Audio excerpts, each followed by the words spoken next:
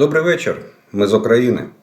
И я рад приветствовать вас на своем канале. Как всегда, приглашаю подписаться, кто еще не подписан, поставить лайк этому видео, если оно вам понравится.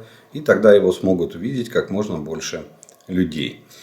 Ну а мы с вами начинаем очередное видео по оперативной обстановке. И сегодня на календаре 3 января, киевское время, 18 часов. Итак, начну с исправлений. Вчера что-то я так от щедрости добавил тактико-технических характеристик шахеду. Летит он действительно 180 километров, это его крейсерская скорость, 200 километров в час это его максимальная скорость. А я сказал намного, в несколько раз больше. Поэтому нет, шахед тихоходное, дребезжащее средство, которое может принести много вреда. Итак, по оперативной обстановке. Российские оккупанты продолжают вести полномасштабную вооруженную агрессию против нашего государства. Противник не отказывается от планов по выходу на административную границу Донецкой области. Основные усилия сосредотачиваются на поддержании наступательного потенциала и пополнении потерь. В частности, за счет мобилизованных. Надо отметить, что еще одна политическая задача, поставленная Путиным накануне Нового года, а именно захват Донецкой области в ее административных границах, была сорвана нашими вооруженными силами обороны Украины. Так будет корректнее и правильнее сказать. Но они не отказываются от этой своей цели. С целью оказания давления на руководство и население нашего государства враг наносит авиационные и ракетные удары, а также артиллерийские обстрелы по критической инфраструктуре и жилищам гражданского населения на территории Украины. Тем самым нарушает нормы международного гуманитарного права, законы и обычаи ведения войны. За прошедшие сутки противник нанес 6 ракетных и 52 авиационных удара. Совершил 77 обстрелов из реактивных систем залпового огня. Все 6 ракетных, а также 30 авиационных ударов нанес по гражданской инфраструктуре. Кроме того, все 27 беспилотников типа «Шахед», которые были применены в течение этих прошедших суток, были сбиты силами обороны Украины. Сегодня у нас 100 из 100. Кстати, цифры, вы задаете вопрос, почему там цифры разнятся. Летело там столько-то, сказали, что всех сбили, а потом я даю цифры, те, которые дает Генеральный штаб. И кто бы там что ни говорил, посмотрите, откройте информационную сводку, и вы увидите, что те цифры, которые я озвучиваю, они совпадают со сводкой Генерального штаба. Угроза нанесения врагом авиационных и ракетных ударов по объектам критической инфраструктуры остается на всей территории Украины. Противник, пытаясь взять под полный контроль Донецкую и Луганскую области, сосредотачивает усилия на ведении наступательных действий на Бахмутском направлении, предпринимает попытки улучшить тактическое положение на Лиманском и Авдеевском направлениях. Усиливает группировки на Новопавловском направлении за счет переброшенных подразделений с Херсонского направления. За прошедшие сутки подразделения сил обороны отразили атаки оккупантов в районах населенных пунктов Стельмаховка, Макеевка, Площадка, Белогоровка Луганской области, Раздолевка, Солидар, Красная Гора, Подгорная, Бахмут, Клещиевка, Курдюмовка, Марьинка Донецкой области. По оперативным направлениям. На Волынском, Полесском, Северском и Слобожанском направлениях обстановка остается без существенных изменений. Враг сохраняет военное присутствие в приграничных районах. Признаков формирования наступательных группировок противника не обнаружено. В других направлениях противник ведет оборону ранее занятых рубежей, сосредотачивает усилия на сдерживании действий подразделений сил обороны Украины, одновременно обстреливает позиции наших войск и гражданских объектов вдоль всей линии соприкосновения. На Северском и Слобожанском направлениях артиллерийским и минометным обстрелам подверглись районы населенных пунктов Черниговской, Сумской и Харьковской областей. То есть здесь ситуация не меняется, противник ведет огонь. На Купянском направлении идут позиционные бои, там немного спала боевая активность. И противник ведет обстрелы всеми видами артиллерии, которые у него есть в наличии. Мы, естественно, отвечаем, идет обмен огневыми ударами и позиционные бои.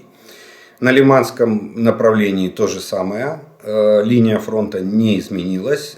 Ситуация статус-кво сохраняется с предыдущих суток. Идут позиционные бои. На Бахмутском направлении враг возобновил попытки проникнуть в частный сектор города Бахмута. К сожалению, потеряна позиция возле автоматической заправочной станции и в районе Синята. Это, я так понимаю, это, по-моему, либо район, либо завод, который находится на окраинах города Бахмута. Ситуация после боев на участке Солидар-Яковлевка пока уточняется. То есть там идут ожесточенные бои, и где становится сегодня, бои продолжаются, где становится сегодня линия фронта, будет она колебаться или нет, на пока точных данных нет. На линии Солидар-Яковлевка идут продолжаются ожесточенные бои в попытках противника прорвать или продавить нашу оборону. Прорывом это уже назвать невозможно. Бои в районе Клещиевки и в Опытном продолжаются. Здесь тоже ситуация очень, очень напряженная. Российские войска, тут не российские, в основном наемники частных военных компаний или частной военной компании продолжают пытаться атаковать наши позиции. Появилось видеодоказательство того, что мы отбили в районе Белогоровки одну позицию у врага. Появилось видео, демонстрирующее, что противник потерял эту позицию в населенном пункте Белогоровка. Далее, Авдеевское направление. Не прекращаются попытки штурма в районе Красногоровки и Каменки. Это два самых таких горячих места на всем Авдеевском направлении. В остальном идут позиционные бои, линия фронта не колеблется. На Новопавловском направлении противник, Новопавловское, Запорожское направление, ситуация статус-кво сохраняется, особых изменений на линии фронта нет. Идут позиционные бои и продолжаются обмены огневыми ударами артиллерии и авиации. На Херсонском направлении тут есть изменения. Противник не прекращает производить обстрелы населенных пунктов вдоль правого берега реки Днепр на всю глубину досягаемости артиллерии. Мы пытаемся вести контрбатарейную борьбу для того, чтобы подавить или поразить огневые точки противника, с которых он ведет обстрел правого берега. И вчера появилась информация, я так понимаю, надо разъяснить. Вчера появилась информация о том, что наши войска якобы заняли Большой Потемкинский остров. Но надо уточнить, что мы заняли плацдарм, небольшой плацдарм. Он, кстати, для понимания размеров этого плацдарма, я вам рекомендую обратиться к карте Deep State Maps и посмотреть. Они специально нанесли на карту этот плацдарм, где наши военнослужащие подняли флаг. И, кстати, там пресс-секретарь Южного командования оперативного, она обращает внимание на то, что военнослужащий, наш солдат на видео говорит о том, что он поднимает флаг, а не о том, что остров перешел под контроль ВСУ. Нет, мы заняли там небольшой плацдарм на этом острове. Почему? Потому что он ближе находится к левому берегу. И это очень удобное место. Противник использует это для размещения артиллерийских средств огневых для нанесения ударов по Херсону и его окрестностям. Если мы будем контролировать остров, у нас будет либо возможность, во-первых, мы прогоним оттуда противника, и он не сможет наносить оттуда огневые удары. Во-вторых, мы сможем там накапливать войска для дальнейшего продвижения на левый берег. Так что внимательно слушайте то, что говорят официальные источники, и мы заняли плацдарм на вот этом самом большом, я так понимаю, это самый большой остров в дельте реки Днепр. Противник продолжает нести потери. Подтверждено огневое поражение подразделениями сил обороны Украины 31 декабря живой силы и военной техники противника в районе населенного пункта Чулаковка Херсонской области. Потери противника составили около 500 военнослужащих ранеными и погибшими. Это в Херсонской области. 1 января 2023 года подразделениями сил обороны Украины произведено огневое поражение личного состава российских оккупантов в районе населенного пункта Федоровка Херсонской области. Количество потерь врага уточняется. Ну, все обсуждают еще, я добавлю сюда Макеевку, огневой удар по Макеевке. Но там я сейчас скажу, что более батальона даже, более чем батальон мобиков прибыл на усиление войск. И я так понимаю, что наша разведка это все вычислила. И мы нанесли очень тоже успешный огневой удар. Потери исчисляется там около 400 по некоторым данным, официально пока цифра не называется, но около 400 убитыми и около 300 ранеными. Но там в Макеевке есть одна особенность. Впервые за все время вот этой полномасштабной военного вторжения России в Украину, впервые Министерство обороны Украины официально признает потери. Кстати, это первое изменение потерь с сентября месяца. С сентября месяца российские войска не понесли никаких потерь. Как была там цифра 5000 с хвостиком, 5300 там с хвостиком, так она осталась до вот вчерашнего дня, когда Министерство обороны, они признали 62 потери составляют 62 военнослужащих. Вот.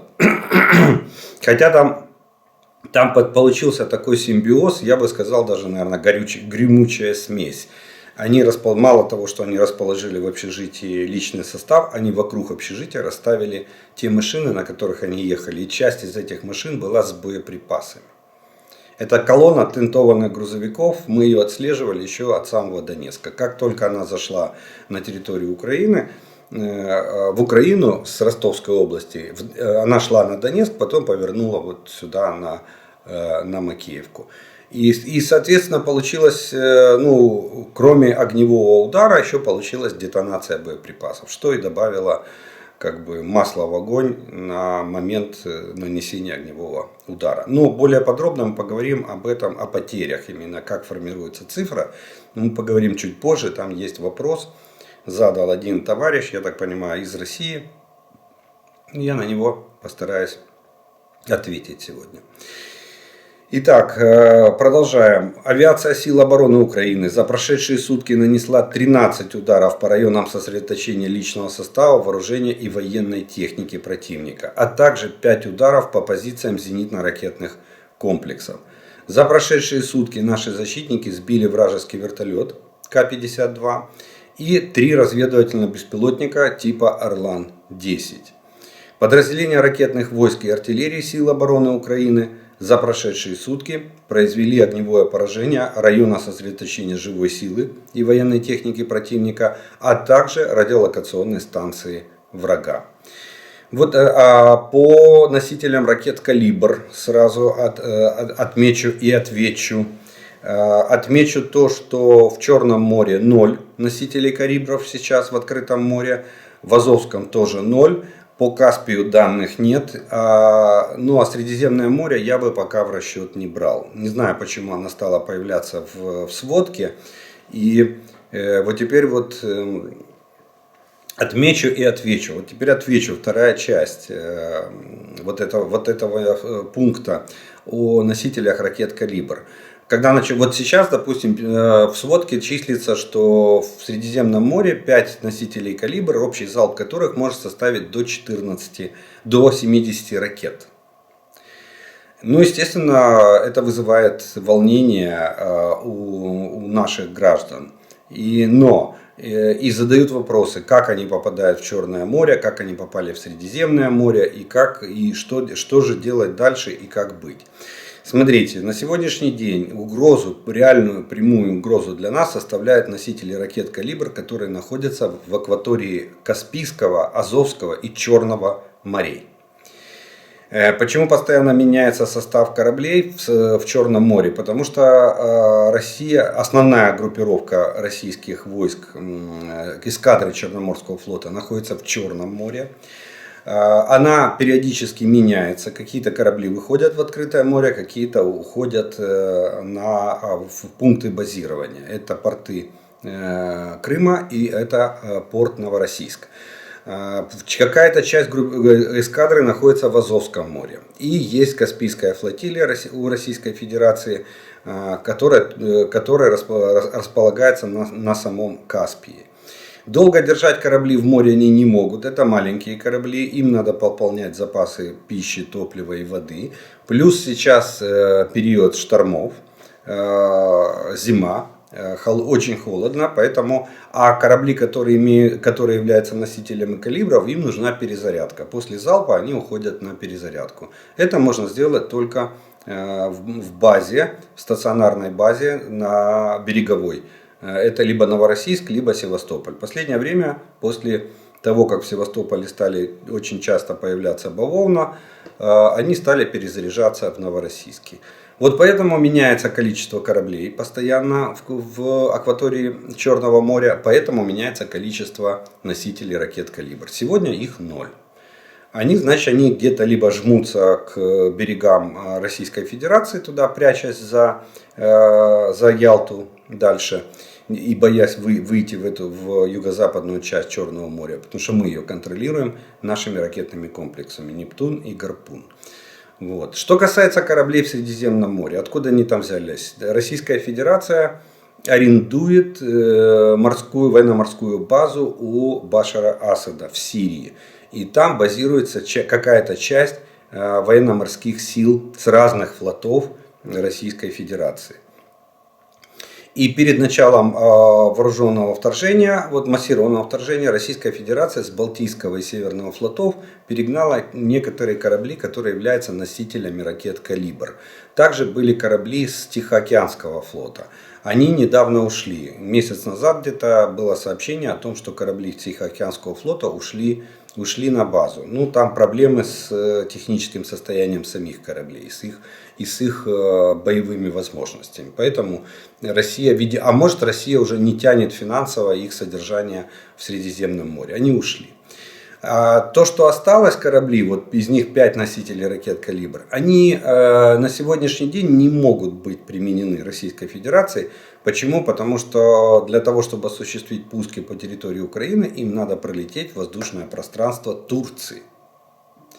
С учетом того, что российские ракеты имеют свойство падать, не долетая до цели. Кстати, я напомню, что когда из Каспия Россия пускала ракеты по объектам в Сирии, они тогда сказали, что все успешно, но они забыли упомянуть, что 4 ракеты упало где-то в горах Ирана. Они через воздушное пространство Ирана пускали. И в горах Ирана где-то упало 4 ракеты. То есть надежность этих ракет очень низкая. И я думаю, что, во-первых, Турция не разрешит через свое воздушное пространство этими ракетами, чтобы они летали. А во-вторых, и Россия, вряд ли Путин рискнет. Не дай бог, эта ракета упадет на территории Турции. А если взорвется? А если убьет турецкого гражданина? Что тогда? Как это будет? Поэтому я пока не брал бы. Надо знать, что они там есть, но в расчет количества ракет, которые могут быть в залпе, я бы, наверное, не брал. Потому что когда называют цифру 100 ракет, залп может составить порядка 100 ракет, понятно, что у любого человека возникает чувство страха и неуверенности. Это естественно. Ну что ж, на этом как бы военные новости мы с вами закончим. И у нас есть еще несколько военно-политических новостей, которые в том числе касаются и Украины. И первая новость не совсем хорошая, а та, что все-таки, я так понимаю, Турция избирает путь империализации страны. Все-таки они где-то там, видно, в глубине души вынашивают идею Османской империи. Почему такое складывается впечатление? Потому что, ну, во-первых, Турция пытается доминировать на Ближнем Востоке. И я неоднократно говорил о том, что это Реджеп Таип Эрдоган, скорее всего, новый диктатор Ближнего Востока. Второе, он очень много поотменял светских законов и ввел ближе, законодательство ориентируется больше на религиозную составляющую. То есть Турция отходит от светских признаков государства, от светского государства уходит в религиозное государство. И вот такая очень тревожная ласточка, есть такая Стамбульская конвенция. Она была написана в 2014 году, она совсем свежая. Это конвенция о защите прав женщин. Она запрещает насилие против женщин, вот, как на дискриминацию по различным признакам, начиная там от полового признака, заканчивая там религиозного. Так вот, самое интересное, что в 2014 году Турция была первой страной, подписантом этой конвенции. И эта конвенция, ее всего подписало 46 стран. Вступила она в действие 1 августа 2014 года. Сегодня Турция первая страна, которая отозвала свою подпись от этой конвенции. И президент Турции сказал, что мы будем бороться за права женщин в соответствии со своими традиционными ценностями. Это значит, скорее всего, это означает, что в рамках религии ислам они будут ограничивать или будут придерживаться прав женщины, но в рамках Корана, в рамках священного писания. Следующая новость очень удивила и, на мой взгляд, была даже немного, для меня, во всяком случае, неожиданной. Оказывается, сегодня в Соединенных Штатах на орбиту, вывели украинский наноспутник.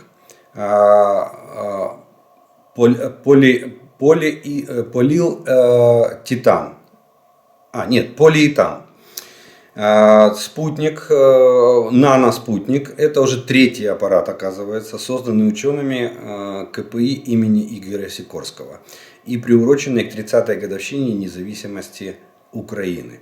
Спутник вывела на орбиту с мыса Канаверал, там у них космодром находится, ракета Falcon 9 компании SpaceX, Илон Маск, собственник, основной держатель контрольного пакета этой компании. Falcon 9 это ракета, вы знаете, тяжелая ракета, которая с автоматической посадкой первой ступени.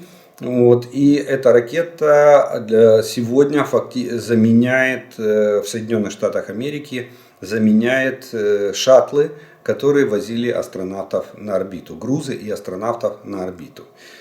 Кстати, вот может быть именно эта ракета сейчас, нет, она выведет спутник и приземлится. А вот они готовят просто еще один запуск, там надо спасать российских космонавтов. Как всегда, российский модуль разваливается, у него отказала система, выходит из строя там, утечка жидкости охлаждающей, система охлаждения, и модуль перегревается.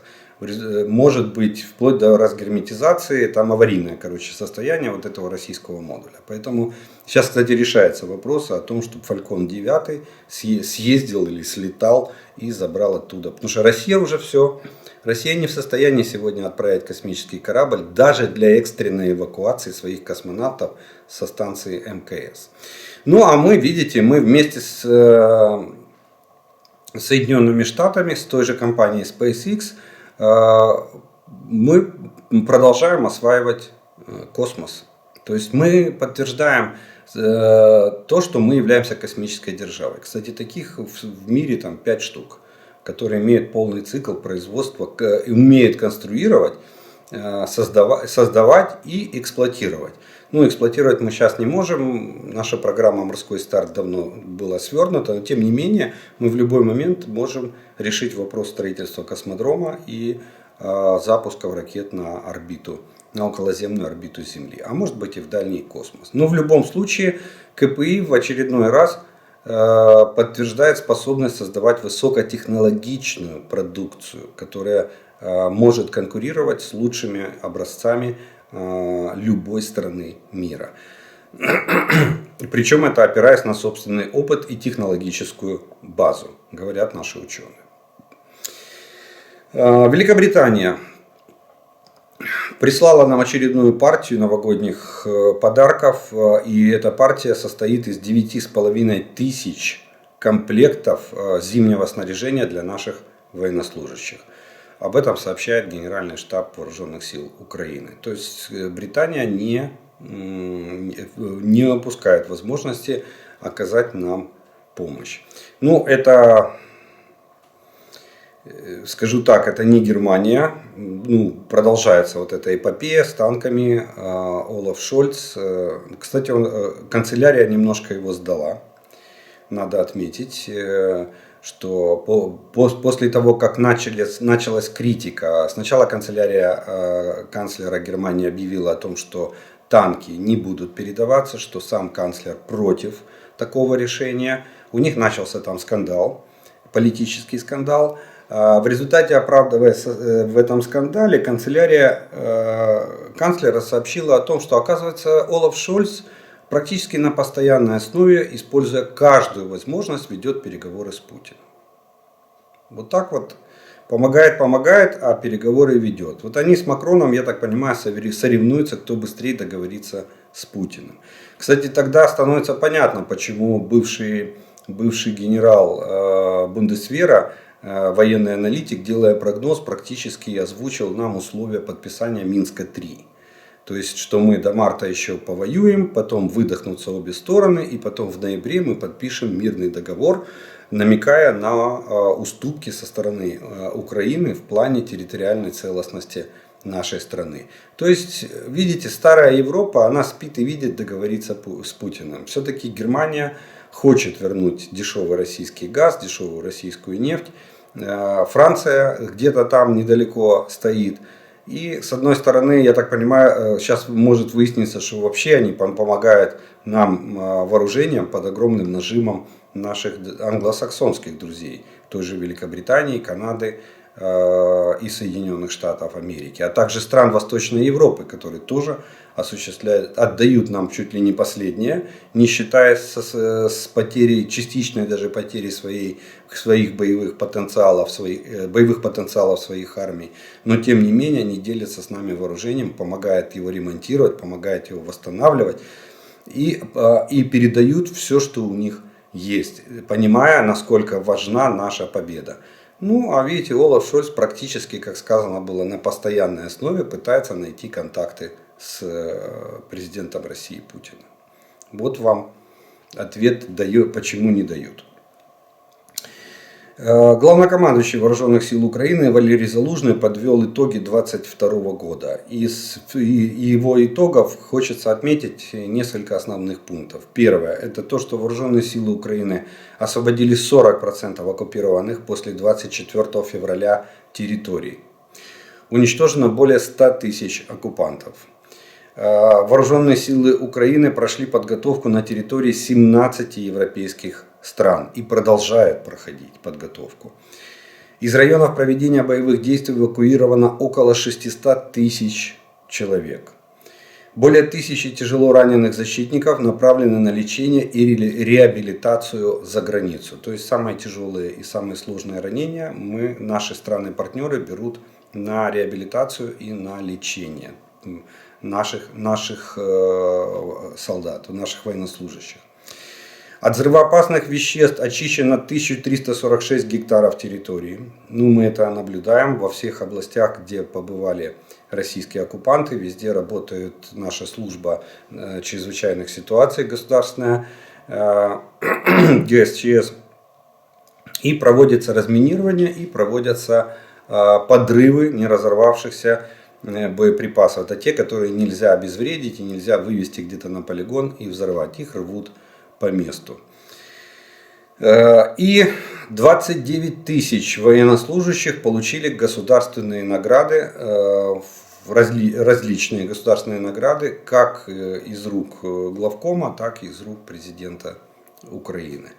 Вот такой вот и основные итоги 2022 года и подвел наш главнокомандующий Валерий Залужный. Ну, еще хочу отметить на пасашок две небольших новости, которые касаются непосредственно нас. Первая новость — это то, что саммит Украина-ЕС. Вы знаете, что первый телефонный разговор в этом году, международный, в этом году Владимир Зеленский провел с Урсулой фон дер Ляйен. И они договорились о том, что саммит Украина-ЕС состоится 3 февраля 2023 года в городе Киеве.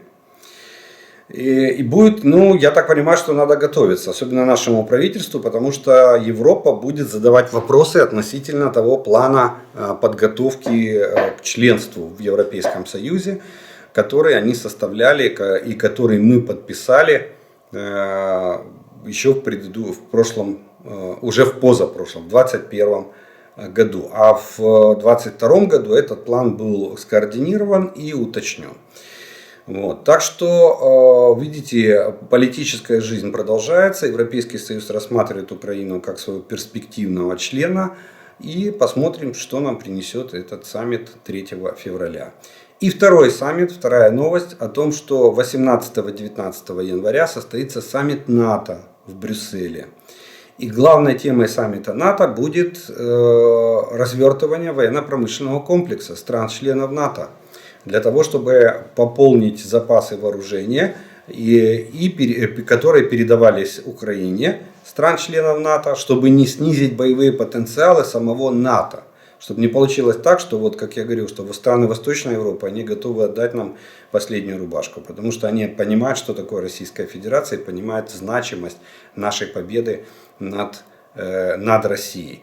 Франция и Германия, они там по чайной ложке в час дают или в день. И особо, конечно, им нечего. Хотя та же Франция уже поговаривает, что ей бы гаубицы не помешали. Те же Цезари, которые они там из 90 уже отдали нам, по-моему, 36, больше 30%. Вот. Немцы там отдают нам и реактивные системы, и панцергаубицы отдают, и так что и гепарды дали. Так что у них тоже, у немцев отдельный разговор, там все равно Бундесвера нет, он весь кадрирован, свернут до 6 бригад сокращенного состава. То есть практически армия на сегодняшний день там на складах и на бумаге. Вот. Но не живые организмы. Так что вот саммит НАТО в Брюсселе будет решать вопрос о развертывании военно-промышленного комплекса. И этот вопрос напрямую связан с поставками вооружений Украине. Так что будем ждать результатов одного и второго саммита. Ну что ж, на этом военно-политическая обстановка и военная обстановка, мы первую часть нашего видео заканчиваем. Я по традиции делаю паузу. У вас есть время подписаться на мой канал, поставить лайк этому видео, если оно вам нравится. И через некоторое время мы с вами продолжим.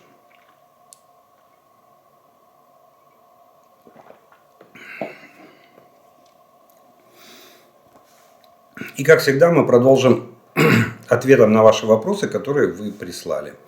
И первый вопрос сегодняшнего дня прозвучит следующим образом. Спроба номер 2. З Новим роком, Олег. У мене питання по Придністров'ю. Говорять, там 3000 солдат Російської Федерації. Від цього питання. Невже Молдова не має сил зараз видворити ті війська Російської Федерації? Я вам больше даже скажу, Молдова не то, что не имеет сил выдворить эти 3000 российских войск, но Молдова очень боится, потому что если дернутся эти 3000 российских войск, то они могут навести большой шорох в самой Молдове, вплоть до политического кризиса и вплоть до смены власти. Молдова пошла еще дальше, чем мы. Если мы 30 лет занимались конверсией и разоружением и сокращением армии, то Молдова это сделала намного быстрее. И на сегодняшний день в Молдове нет сил и средств для того, чтобы даже заблокировать или попытаться заблокировать эти 3000 военных. Так что это очень для Молдовы очень опасный вопрос. Они его боятся трогать, потому что у них нет сил и средств с ними бороться. Для тех, кто жалеет чмобика в Макеевке, у них был выбор: скрываться от мобилизации, уехать, получить статью, но отказаться. Но если они надели форму и с оружием в руках находятся на оккупированной территории другой страны, они легитимная цель. Все довольно просто. Да, вы абсолютно правы, это абсолютно легитимная цель. С оружием вооружен, они же не просто с оружием в руках, они мобилизованы, то есть они военнослужащие иностранной армии. А это, согласно закону об обороне Украины, является врагом, является прямым вторжением. В результате чего вооруженные силы Украины обязаны их либо выбить с территории Украины, либо уничтожить, обеспечивая безопасность страны. Вот этот российский вопрос, скорее всего, от российского гражданина. Он второй раз его уже пишет, я поэтому решил ответить. Звучит он так. Опять Жданов забыл, в кавычках, упомянуть про ракетный удар в Хмельницком по казарме элитного украинского спецназа, где погибло 500 человек личного состава. Зато из гибели 63 военных в Макеевке пытается раздуть сенсационную новость. Объективности, конечно, от Жданова ждать не стоит. Ну давайте тогда немножко поразбираемся в объективности. Смотрите, у нас нельзя, во-первых, неужели вы думаете, что если там действительно есть какие-то места дислокации спецназа, как вы говорите, то там они сидят, 500 человек это батальон, и они сидят там и ждут у моря погоды. Никого нету в пунктах постоянной дислокации. Даже на момент 24 февраля мы тем и сберегли нашу часть техники, вооружения и весь личный состав, тем, что мы вывели их из пунктов постоянной дислокации. Никого там нет. Никого, кроме сторожей и собак. Больше никого. Пункты постоянной дислокации практически сегодня не используются. Так что это первое. Второе, в нашем обществе, в нашей стране, которая имеет намного меньшие размеры, в которой есть возможность пользоваться мобильным интернетом, и у нас связь родственников и наших солдат прямая, то скрыть такую трагедию, как гибель 500 человек, было бы просто невозможно. У нас бы уже все паблики гудели, у нас бы уже это было во всех средствах массовой информации. Поэтому это ошибка. Вот смотрите, тот же пример Макеевка, вы говорите 63. Да не 63 там погибло. Даже если брать по слухам, я не говорю о проверенной информации, по слухам из Кремля, то разница между силовыми ведомствами, которые подают Путину доклад, колеблется 63, да. Кстати, первый доклад, который Шойгу подал Путину, там было 35 человек. Потом его высмеяли, сказали разберитесь. Он подал 52. В конечном итоге сошелся на 63. А вот есть информация, что неофициальная правда, что Патрушев подал доклад. И в докладе Патрушева, а он глава Совбеза России, там 325 погибших и 157 раненых. Как вам цифра? Так кто из нас объективен? А если мы откроем сегодня российские паблики, социальные сети, особенно на оккупированных территориях, там, в Донецкой области, в самой Макеевке, так там народ пишет, что несколько сотнями исчисляется количество погибших. Так что насчет объективности никто не забыл. Это первое. Во-вторых, по Хмельницкому вы сначала разберитесь, куда был удар. Если вы не знаете, куда был удар в Хмельницком, то зачем вы говорите, куда попали, а куда не попали? Попали очень криво, сразу скажу. И не туда, куда вы думаете, попали. Вот поэтому я и не говорю об этом. Убили девушку на заправке. Она заправлялась на машине, получила ранения, несовместимые с жизнью. И в крайне тяжелом состоянии через сутки умерла в реанимации. Вот куда вы попали. В Хмельницком. Они в наш элитный спецназ. Наш элитный спецназ ходит по вашим тылам и наводит у вас там постоянно шорох.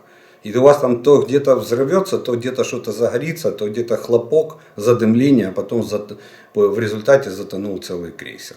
Что-то типа, вот где наш спецназ.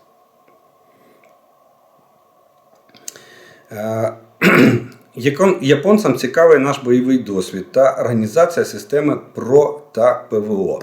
Всем интересен наш боевой опыт. Любая война – это кладезь знаний и кладезь опыта. Дело в том, что ни один учебник, ни один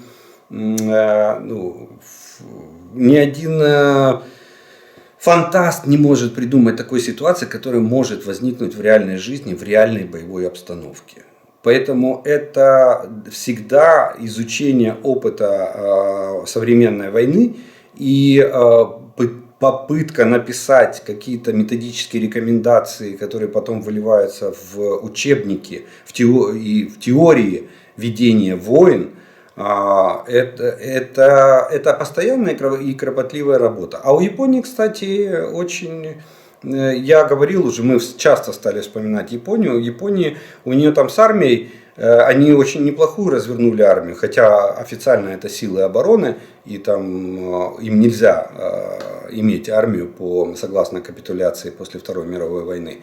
Вот. Но тем не менее, я думаю, что с сегодняшней обстановки в Тихоокеанском регионе Японии очень интересно будет боевой, и не только Японии, боевой опыт наших вооруженных сил.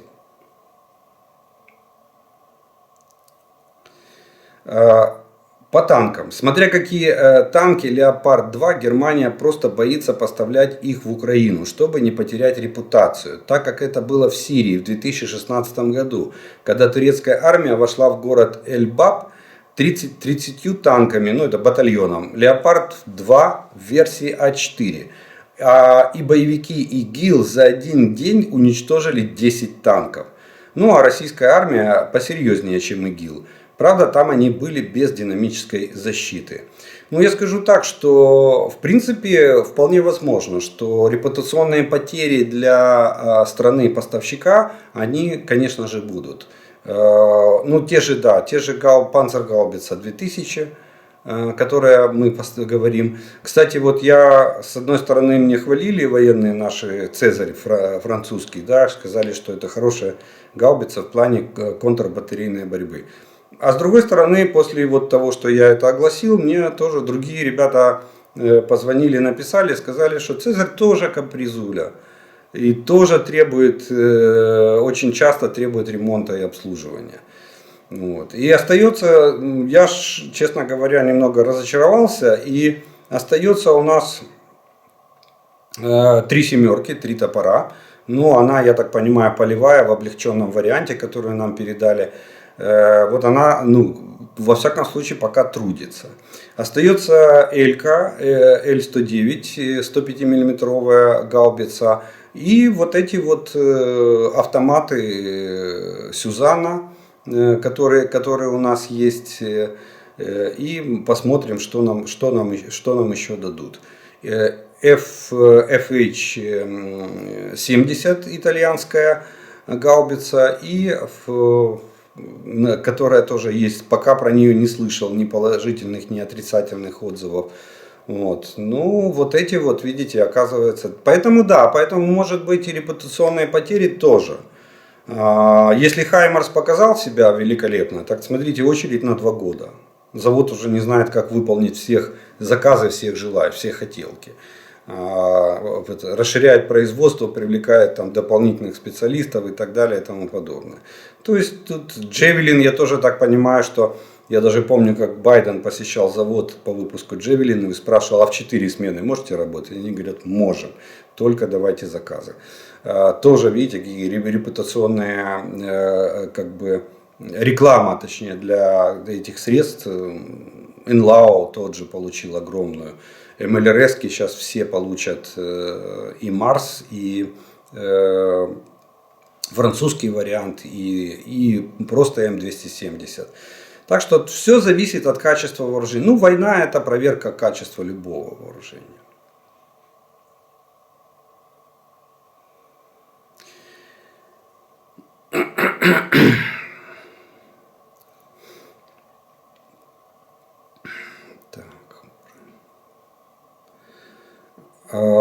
Ранее рекорд по уничтожению одной БТГР в сутки был установлен, когда российские оккупанты пытались форсировать Сиверский Донец. Тогда за 24 часа была уничтожена одна БТГР российских оккупационных войск и более 80 единиц техники.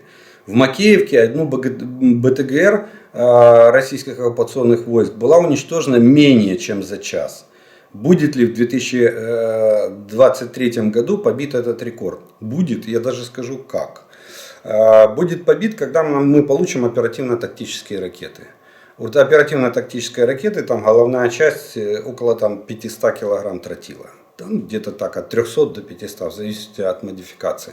Вот, если прилетела бы вот такая одна ракета, то, конечно же, БТГР была уничтожена за несколько минут.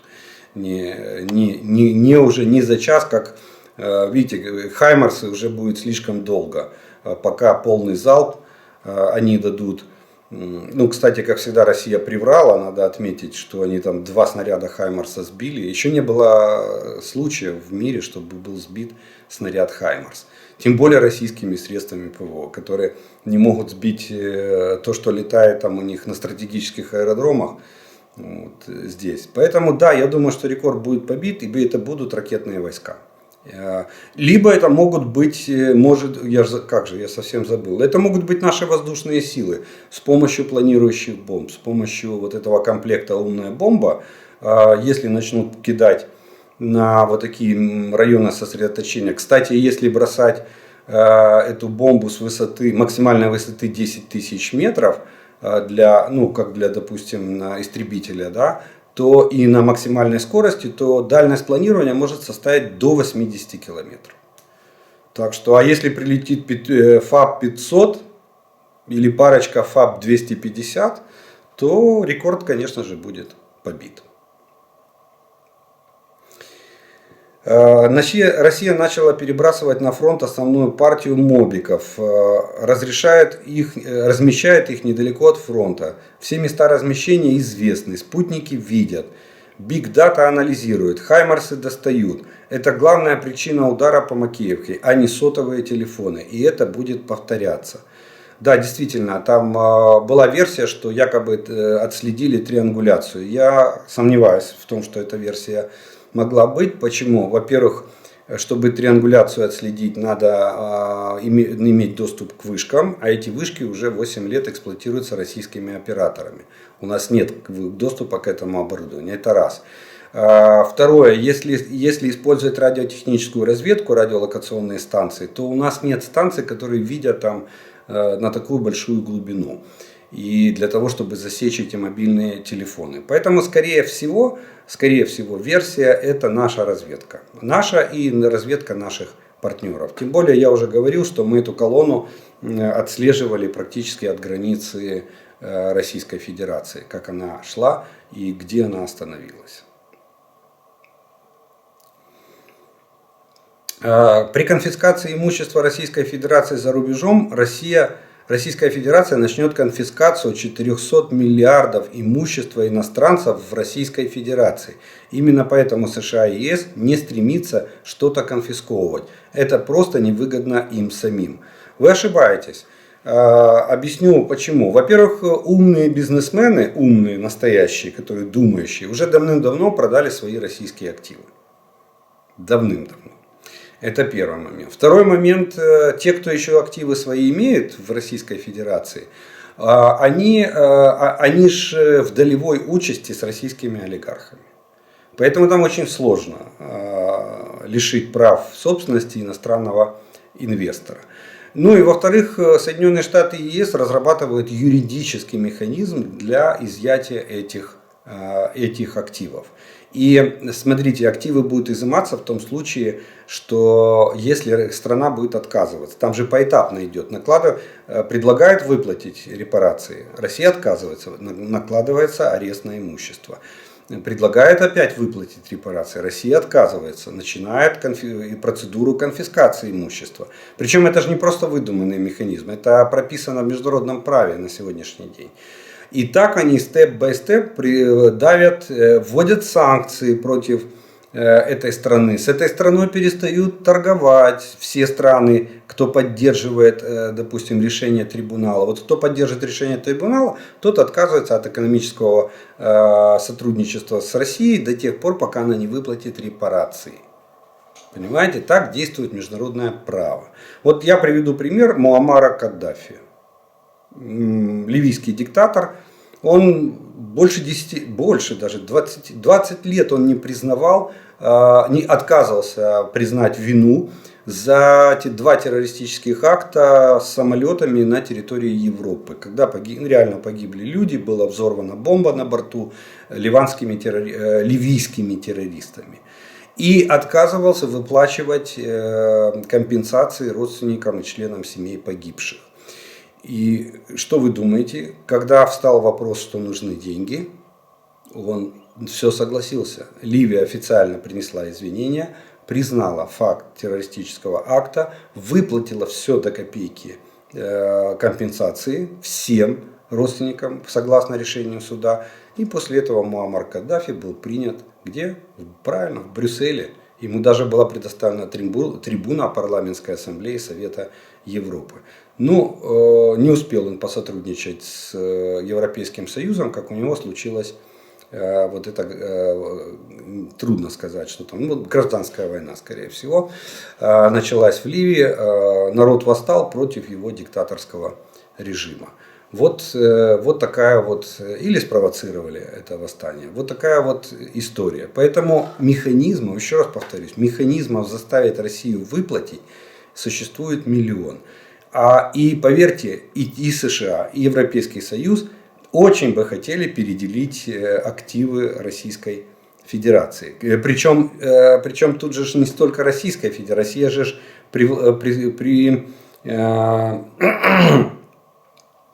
привластнила себе, присвоила себе и все активы Советского Союза. Вот еще что. Так что тут вопрос справедливости наличия этих активов в России еще очень большой. Очень большой. Если сейчас в ООН пойдет вот эта волна, что Россия незаконно пребывает в Организации Объединенных Наций, это будет триггером для того, чтобы обвинить в незаконности присвоения всех активов Советского Союза Российской Федерации. Не только движимого, недвижимого имущества, но и финансовых, экономических и других. Если бы имели дальнобойную систему, например, ГРОМ, на момент вторжения Путин бы отдал приказ наступать? И еще, опять же, при наличии дальнобойной системы, которая достает до Москвы, наши бы ударили или нет? ГРОМ — это оперативно-тактический ракетный комплекс. И он разрабатывался под ракета, с которой он разрабатывался, рассчитана была на дальность 300 километров, потому что, когда его делали, действовал договор о нераспространении ракет средней и малой дальности. И это ограничивалось 300 километрами. То есть, если на продажу, то 300 километров максимум. Если для себя, то 500. Все остальное от 500 до 5500 попадало под договор. Так вот, тогда немного переформулируем ваш вопрос, что если бы у нас был оперативно-тактический комплекс «Гром», то отдал бы Путин приказ наступать. Отдал. В любом случае отдал. И даже если бы наш комплекс «Гром» имел ракету, которая там 500 и 1000 километров, то есть гарантированно долетает до Москвы, все равно бы он отдал приказ. Просто он бы готовился к этой войне немного по-другому. Наша война, это надо для того, чтобы понять, почему она происходит, надо обернуться назад и посмотреть в историю. Это наше глубокое историческое противостояние. Россия всегда хотела нас уничтожить. иначе у нее нет ничего своего, ни истории, ни идеологии. Они все пытаются перетянуть одеяло с нас. Для этого нас надо уничтожить и забрать нашу историю. Забрать историю Киевской Руси. Сказать, что это была Русь, как они пытаются это назвать. Забрать другие какие-то идеологические моменты. Вот. Поэтому война эта была неизбежна. Рано или поздно она бы состоялась. И в результате этой войны мы либо уходили бы в состав России или нового Советского Союза, и тогда бы Путин тут утер бы нос всему мировому сообществу и стал бы на вершине политического Олимпа выше всех. Несмотря на то, что по росту он меньше всех. Вот. А если мы отобьемся, то у нас есть шанс примкнуть к Европе и отгородиться от этой Золотой Орды или наследников Золотой Орды, которыми себя считают, которые в принципе есть, по большому счету, Российская Федерация.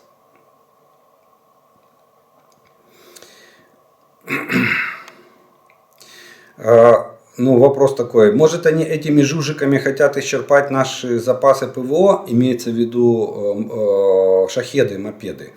Нет, они уже не исчерпают запасы ПВО. Объясню почему. Потому что сегодня мы уже создаем разноуровневую, глубоко эшелонированную систему противовоздушной обороны страны.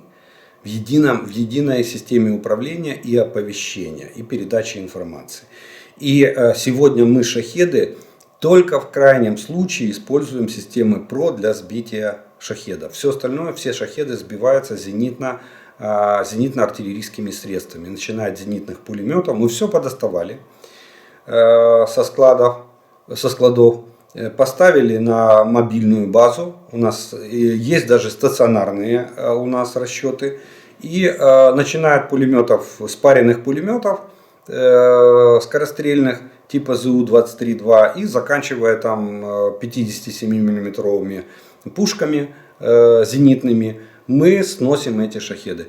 Такие вещи, как комплексы Ирис-Т или НАСАМС, только в крайнем случае применяются для борьбы с шахедами. Когда уже зенитки не могут взять его, тогда уже его сбивают, на последнем этапе его сбивают уже более серьезными комплексами. А так нет, уже нет. Раньше да. А сейчас уже все, уже система развернута, она работает и, судя по результатам, довольно хорошо. Больше 90% коэффициент сбития или вероятность сбития. Похоже, многие страны реально боятся обгадиться со своими аналоговнетыми вооружениями и этим уничтожить международные продажи своего военно-промышленного комплекса. Вот именно этим дерьмом это попахивает. Они ссутся, ведь паркетные гаубицы с Германии уже рассыпаются в сверхэксплуатации. Вот и эти обгадили. Теперь все стало на свои места. Это больше, наверное, похоже на комментарий, чем на вопрос. Можно согласиться, что есть определенный риск понести репутационные потери в плане надежности вооружения. Одно дело, когда гаубица выехала и там сделала 2-3 выстрела и быстренько уехала, и потом ее помыли, почистили, обслужили, протерли, покрасили и поставили на хранение, или опять они применили. Или когда она с утра до вечера ведет интенсивный огонь в тяжелейших условиях как климата, от минусовых до плюсовых температур, дождь, снег, грязь, слякоть и все остальное. На миротворческий контингент я бы не надеялся. Они не предотвратили резню в Сребнице. Не факт, что и нам это поможет. Нет, я не согласен с вами. Дело в том, что резня в Сребнице, по некоторым версиям, по некоторым мнению некоторых людей, она была спровоцирована. Резня в Сребнице, это, будем так говорить, это политическая сторона ведения войны. Дело в том, что Соединенные Штаты тогда, вспомните ситуацию, общую ситуацию, какая была. Была введена безналичный евро, об этом, по-моему, да, Герхард Шредер, тогдашний канцлер, объявил, и все страны кинулись покупать безналичный евро. Доллар начал сыпаться на международной арене. И Соединенным Штатам ничего не оставалось делать, как надо было срочно возвращать доллар на место. Как это можно было сделать? Можно было сделать через НАТО, чтобы вернуть страны НАТО к долларовому расчету. Иначе бы они все, представьте, большая часть, процентов 80 стран НАТО на евро. А доллар является основной расчетной валютой в Североатлантическом блоке. Так вот, Соединенные Штаты тогда очень сильно урезали мандат миротворческой миссии ООН. И миротворческая миссия была ограничена только полномочиями наблюдения. И это спровоцировало, потому что, почему обвиняли тогда еще ООН? Потому что войска ООН стояли и наблюдали, как происходит эта резня. Но зато, когда произошла резня, тот же самый Билл Клинтон вышел и сказал: так ООН ничего же не может.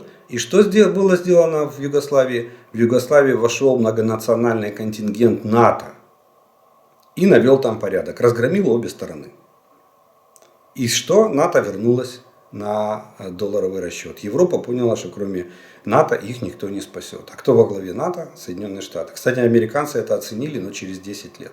Они сказали Клинтону низкий поклон и большое спасибо за то, что он тогда спас доллар. Вот зачем была нужна резня в Сребренице. Это одна из версий. Я не утверждаю, что это истина, потому что официально там все по-другому. Я вам просто объяснил, как войну используют, через войну, точнее, решают экономические проблемы.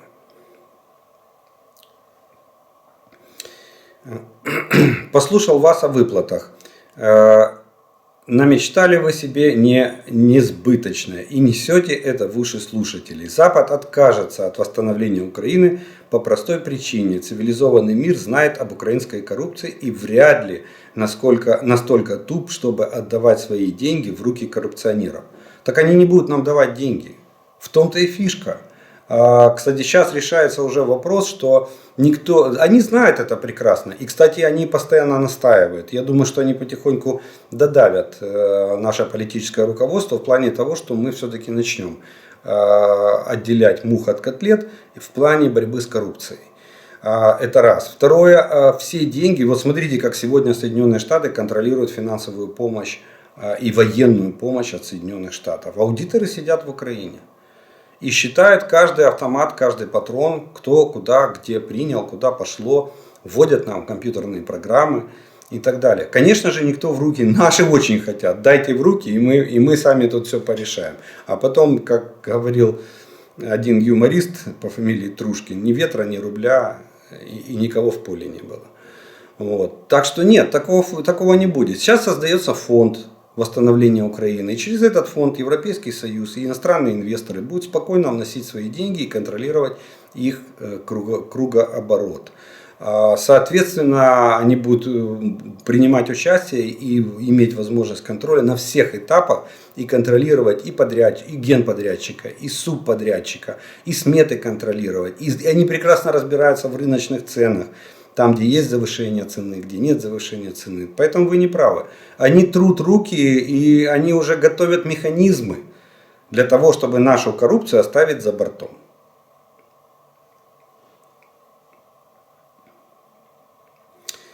Наступательное вооружение Запад и Соединенные Штаты так и не дают. Это неутешительные новости. То есть подтверждается, что Европа боится Российскую Федерацию и Соединенные Штаты конкретно затягивают.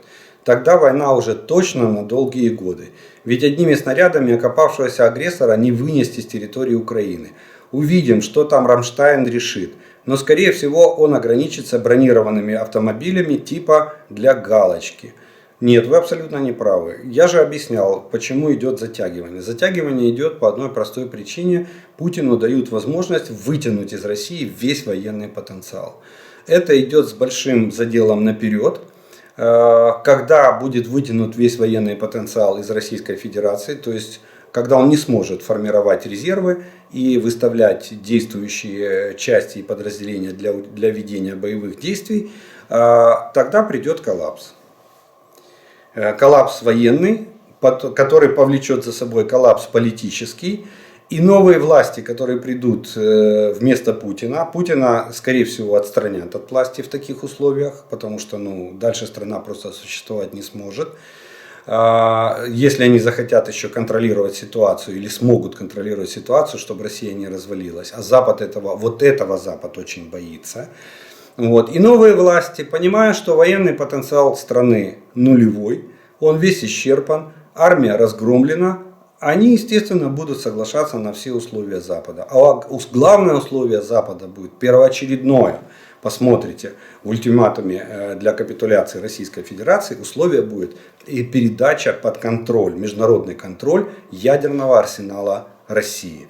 И все. А дальше можно уже разговаривать с Россией как страной третьего мира. Вот почему они и тянут. Они дают фору Российской Федерации. Для меня это очень обидно. И очень меня это даже, я бы сказал так, что злит. Потому что ценой наших жизней, ценой жизни наших военнослужащих, ценой наших всех вот этих потерь и моральных издержек, они творят свою международную политику, геополитику, мировую. И на основе нашей войны строят новые отношения в мире. То есть новый мировой порядок создается на сегодняшний день. Поэтому они не спешат, потому что они не воюют в этой войне. Но поверьте, не зря говорят и наши политики, что они дадут оружие. И, кстати, сейчас должно быть довольно большое усиление в плане передачи оружия. Во-первых, они уже ВПК разворачивают, я говорил, и саммит будут решать, сколько можно дать, и когда, и какого. Не так, как давали до этого. Понимая, что если Путин действительно в марте-апреле выставит 200-тысячную группировку, ее надо будет чем-то громить. А с учетом того, что она будет большая, то громить ее надо будет хорошим железом, хорошим вооружением. Вот о чем речь идет. Потом, скорее всего, будет пауза и будем ожидать следующую. Соберет третью или не соберет.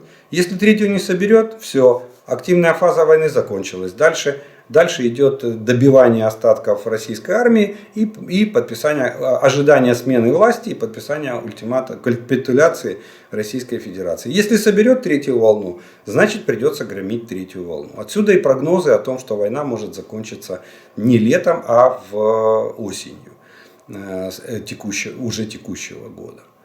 Вот примерно я вижу такой сценарий развития этой войны. Сейчас фактически идет оперативная пауза, позиционная война, которая дает возможность обоим сторонам перегруппироваться и подготовиться к следующему этапу или к следующей фазе этой войны.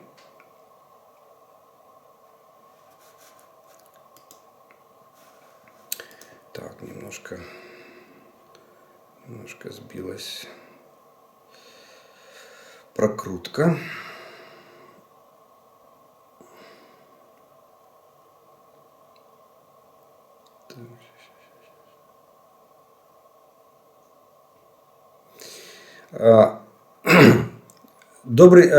День добрий. Олег, скажіть, наскільки Ізраїль міцніший чи слабіший Ірана? Бачив інформацію, що Ізраїль наніс авіаудари по аеропорту в Ірані. Точніше в Ірані, день-два тому. Дякую. Во-первых, не в Иране. Ни в коем случае. Израиль не трогает территорию Ирана. Это будет прямое вторжение. Это война. Поэтому Израиль бомбит объекты, уничтожает объекты Ирана в Сирии. Мотивируя это тем, что Иран незаконно вмешивается в внутренние дела Сирии, но при этом не защищая сирийского диктатора Башара Асада, они не высказывают позицию, на чьей они стороне, ополчения или на стороне Асада. Но они говорят, что присутствие иранских военных на территории Сирии несет угрозу для самого Израиля. И поэтому они уничтожают иранские объекты. Поэтому война идет, боевые действия идут на территории Сирии. Причем в одну сторону, потому что Израиль применяет ударную авиацию. Теперь, что касается, кто сильнее. Тут, на мой взгляд, очень сложно выделить, кто сильнее. Израиль все-таки тоже побаивается Ирана. Особенно, когда Иран начал ракетную программу. Даже не столько ядерную, сколько ракетную. Почему? Потому что территория Израиля довольно маленькая, кстати, намного меньше, чем Ирана. И наличие ракет у Ирана позволяет ему нанести урон любому объекту на территории Израиля. Вот. Поэтому у Израиля, да, и количество армий, вы не забывайте, сколько может выставить Израиль, сколько может выставить Иран. А еще у Ирана, у него же две армии на сегодняшний день. У него регулярная армия Ирана и есть еще так называемая религиозно ориентированная армия, это корпусы стражей исламской революции. Она более идеологически подкованная, она более идеологически настроенная. Понимаете? Вот. Так что у них еще там и религиозный оттенок домешивается. Поэтому Израиль и уделяет такое огромное внимание высоким технологиям в плане развития вооружений. Поэтому у Израиля всеобщая воинская обязанность, служат все. Поэтому Израиль и так печется о собственной армии обороны Израиля, понимая прекрасно огромную угрозу, что если Иран пойдет на них войной, то им будет очень тяжело. Поэтому они и политику во многих вопросах ведут очень и очень осторожно. Иногда, которые мы смотрим и думаем, казалось бы, Израиль соглашается с такими вещами или поступает так-то и так-то. А они это делают из-за того, чтобы стараются максимально обходить острые углы. Потому что большая война на Ближнем Востоке для них может стать фатальной. Вот.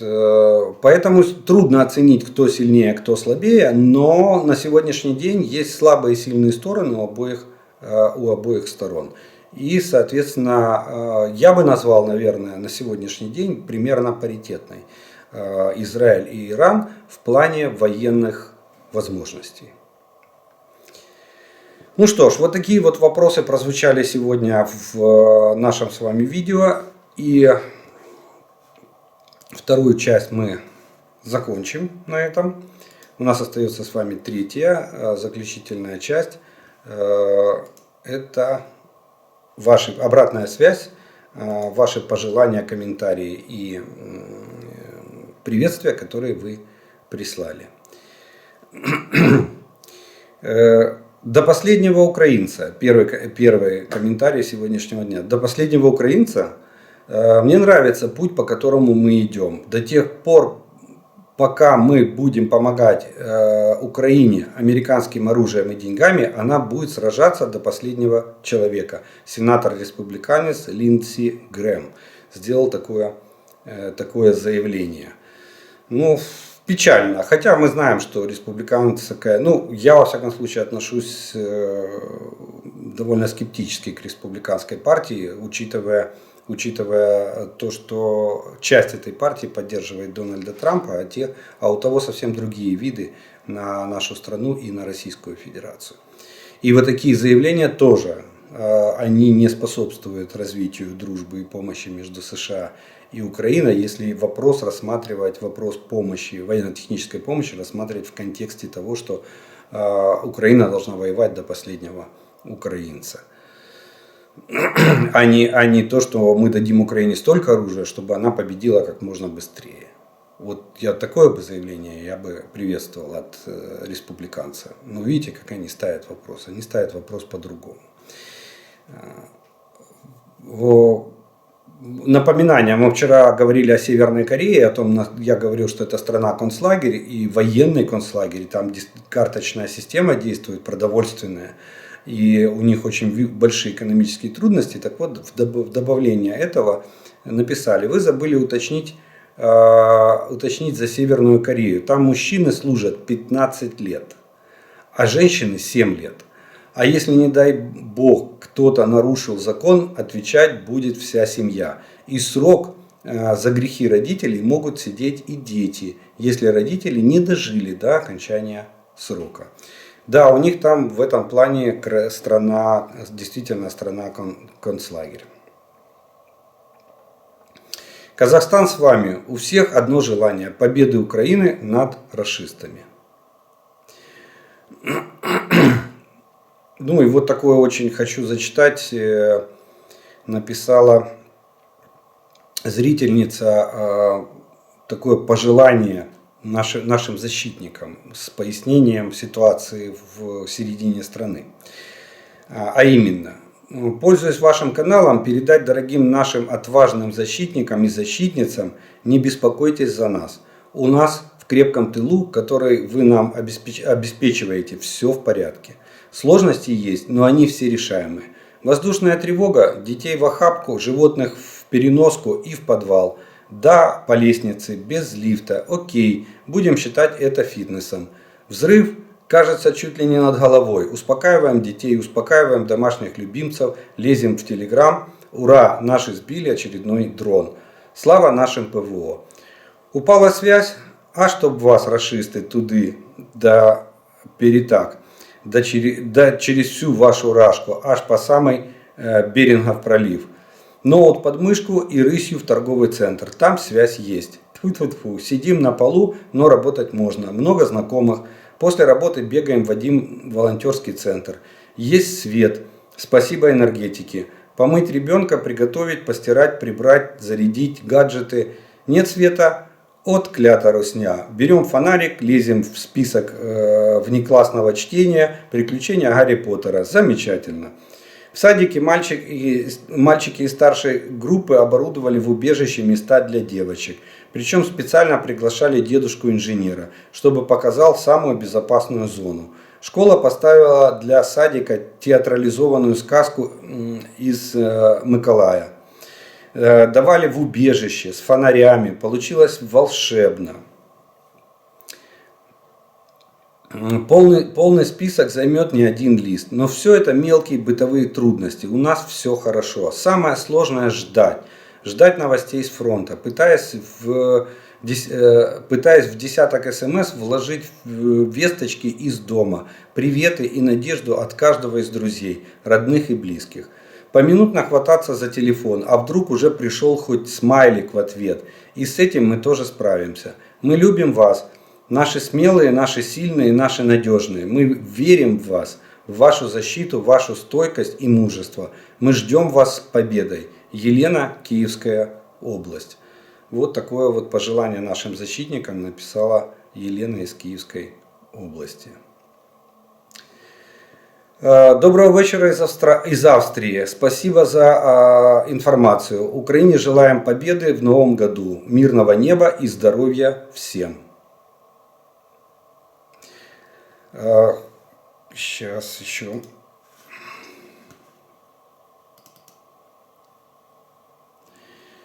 З Новим роком!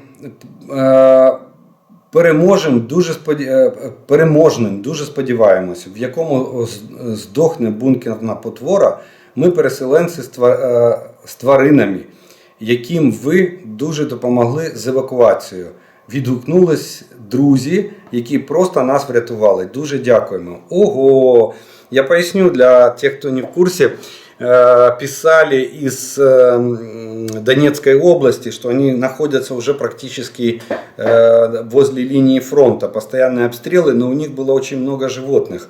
И надо было, не все волонтеры соглашались помочь с эвакуацией семьи с вот этими вот, по-моему, кошки. Кошки или собаки, вот не помню. Если что, напомните, я скажу. И видите, благодаря тому, что через канал я попросил помощи, кто может помочь. И друзья отозвались и вывезли их. У них все хорошо, все животные целы, живы. Я очень рад, что такая помощь пришла вовремя.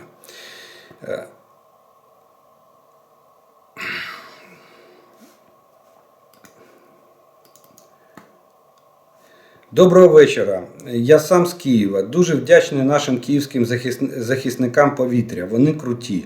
Але не менш вдячний захисникам усіх наших регіонів. Адже вони дуже добре продовжують, поки через них летять. Всім дякуємо. І ще. Кажіть у відео людям постійно про додаток ЄППО. Треба допомагати з виявленням літючого гімна, адже інколи радари низько не бачать. Відношення до додатку не маю. не рекламую, а вірю в нашу спільну ефективність. Слава Украине! Да, действительно, кстати, я уже давно не говорил, что разработан этот додаток, называется ЕППО. И где надо, там написано, что надо сделать. Надо просто загрузить додаток, навести на летящего шахида или на ракету крылатую и нажать кнопочку на экране. Все. Дальше все додаток делает сам. И эти данные будут учтены в единой системе ПВО страны. И будет определено огневое средство, которое будет поражать этот шахед или ракету. Так работает додаток. Не забывайте, устанавливайте его. И как только сигнал воздушной тревоги, запускайте его в фоновом режиме, чтобы он был в любой момент готов к применению. Чтобы вы могли успеть передать на центральный пост данные, если что-то в нашем небе летит не наше, которое надо срочно сбить. Ну что же, на этом, в принципе, я благодарю вас за ваше внимание, что вы досмотрели до этого момента. Как всегда, приглашаю подписаться на мой канал, кто еще не подписан, поставить лайк этому видео. Огромная благодарность спонсорам и тем, кто поддерживает канал. Благодаря вашей помощи и поддержке у меня есть возможность доносить до вас эту інформацію. Ну а ми з вами продовжуємо вірити Збройним силам України. Перемога за нами. Слава Україні!